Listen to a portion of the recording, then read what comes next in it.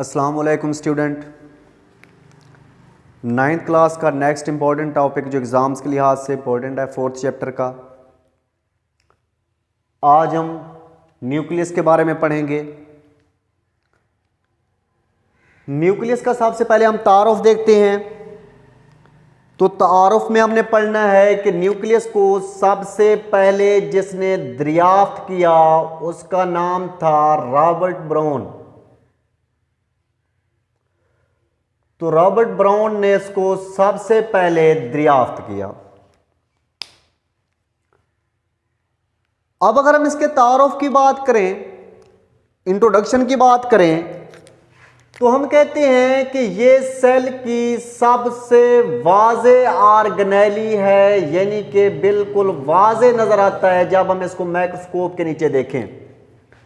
तो ये सेल की वाज़े ऑर्गेनेली या हिस्सा है। और इसको सेल का कंट्रोल सेंटर कहते हैं। तो ये कुछ तारुफी फिक्रे हैं कि इसको रॉबर्ट ब्राउन ने दरियाफ्त किया।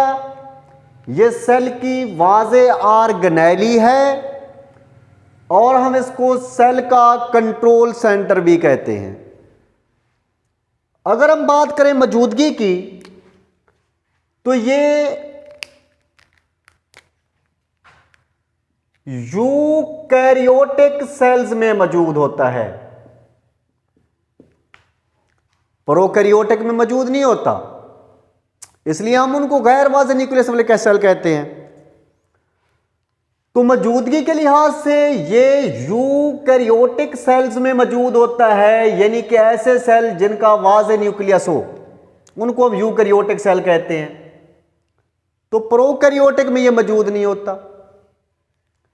उसके बाद अगर हम पौधे और जानवरों में इसकी मौजूदगी का फर्क देखें, तो हम एक सेल या स्ट्रक्चर ड्रा करते हैं।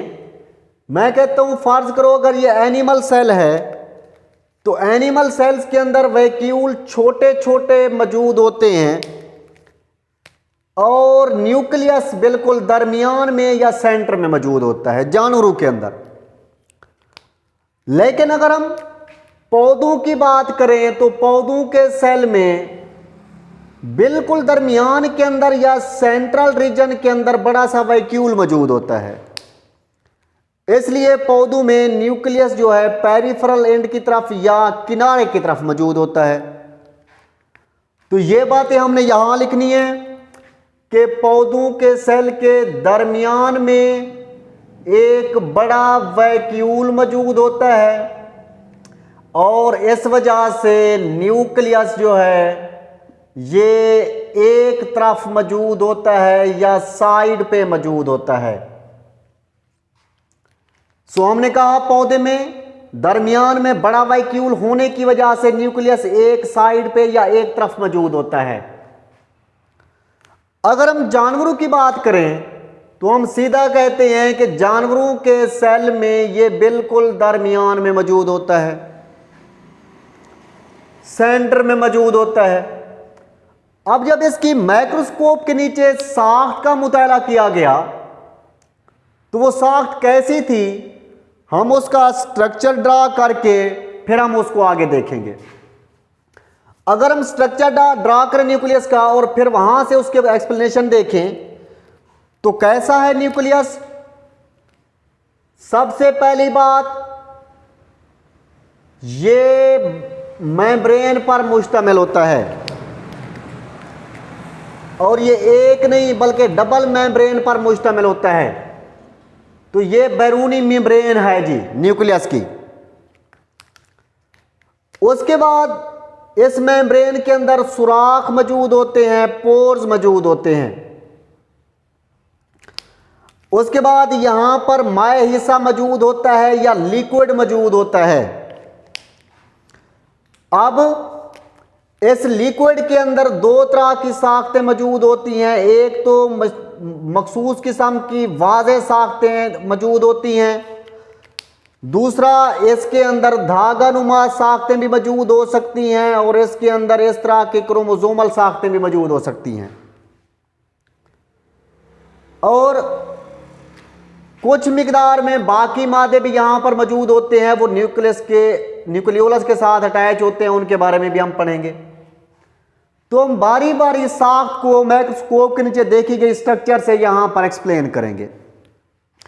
तो अगर हम साख्त की बात करें तो न्यूक्लियस सबसे पहले बैरूनी मेम्ब्रेन्स पर मुश्तमिल होता है। ये मेम्ब्रेन 2 होती हैं तादाद में, ये मैंने आपको पहले कहा था।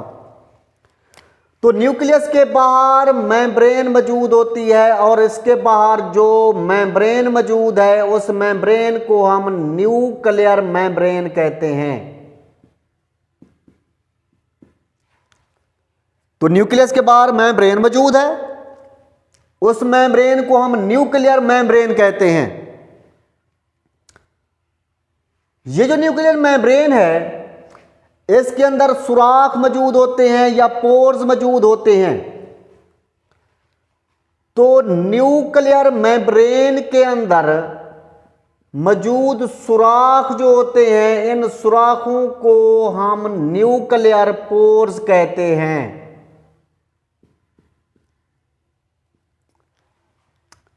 अब इन न्यूक्लियर पोर्स का काम क्या होगा? ये मेम्ब्रेन को सेमी परमिएबल बनाते हैं, यानी कि मादे बाहर और अंदर इन सुराखों के जरिए आते हैं।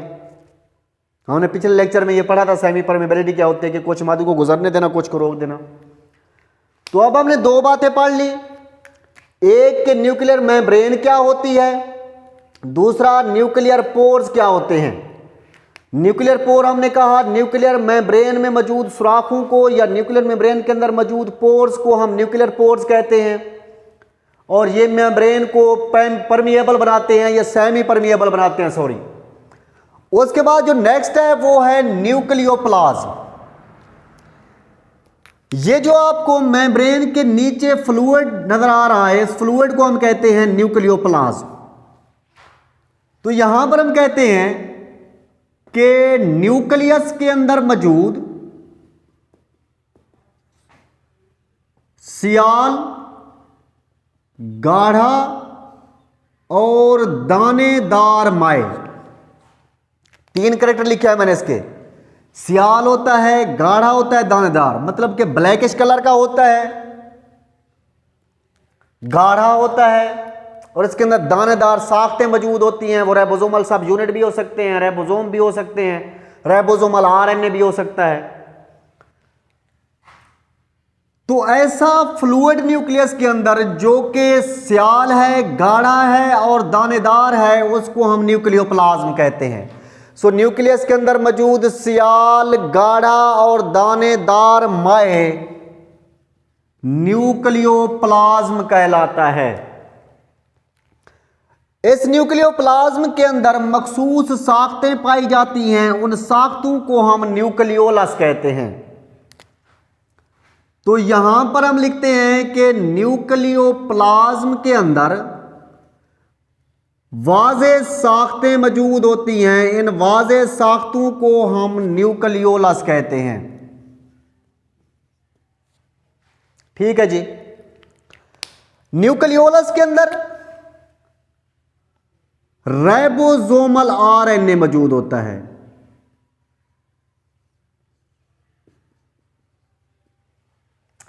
यहां हम इसको आरएनए भी कहते हैं।